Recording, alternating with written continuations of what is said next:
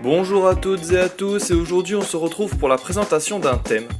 Ce thème se nomme donc ACT, il est disponible de manière payante sur la source de ZodTDD. Ce nom vous paraît bizarre mais ne vous en faites pas, cette source est installée de base sur votre appareil. On a quelques pages de chargement à notre disposition pour quelques icônes. En parlant d'eux, vous pouvez vous rendre compte qu'ils sont vraiment très bien réalisés. Cependant, certains d'entre eux ne sont pas synchronisés avec le thème. C'est pour ça que je vous propose d'installer Theme Icon Maker qui est disponible sur ma source. Ma source qui est d'ailleurs disponible elle-même dans la description de cette vidéo. Ensuite, vous entrez dans Theme Icon Maker, là vous choisissez le thème qui est activé, donc ACT pour moi. On clique dessus et on va cliquer sur Ajouter les icônes. On laisse l'ajout des icônes se faire et on n'a plus qu'à appliquer le respring.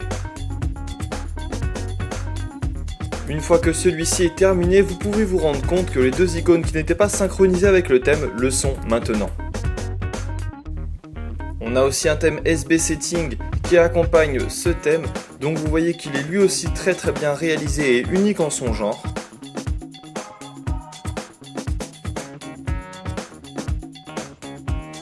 Tous les icônes sont transformés. On peut voir que même dans les réglages, absolument tous les icônes ont été modifiés.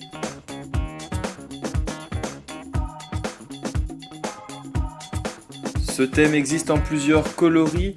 On a à notre disposition le rose, le violet et le rouge. Cependant, les changements sont vraiment mineurs. On n'a que ACT, Singapour, l'heure et la petite croix dans SB Setting qui change de couleur.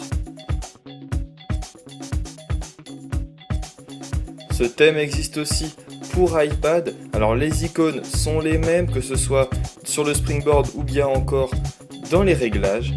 Le thème SB Setting est le même lui aussi. Le seul problème qu'il y aurait avec l'iPad, ce serait dans le dock, étant donné que lorsqu'on pivote notre iPad, les icônes se resserrent.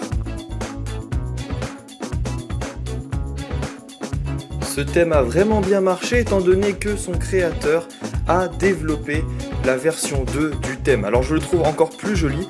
Vous pouvez voir qu'on a cette fois-ci la météo en haut. Les icônes ne sont pas les mêmes mais sont tout aussi beaux.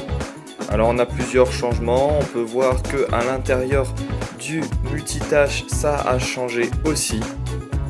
Les pages de chargement sont différentes du thème précédent.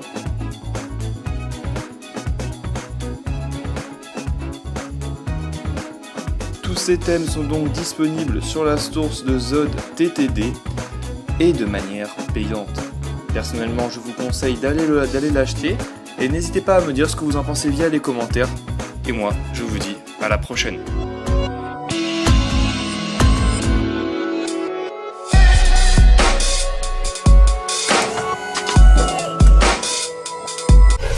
Ici la voix, tu as une nouvelle mission. T'abonner en cliquant sur subscribe en haut à gauche de ton écran. Télécharger mon application pour être au courant de tout ce que je vais faire directement depuis ton iDevice en cliquant sur My App en haut à droite de ton écran. Tu peux à tout moment cliquer en plein milieu de ton écran pour voir la dernière vidéo.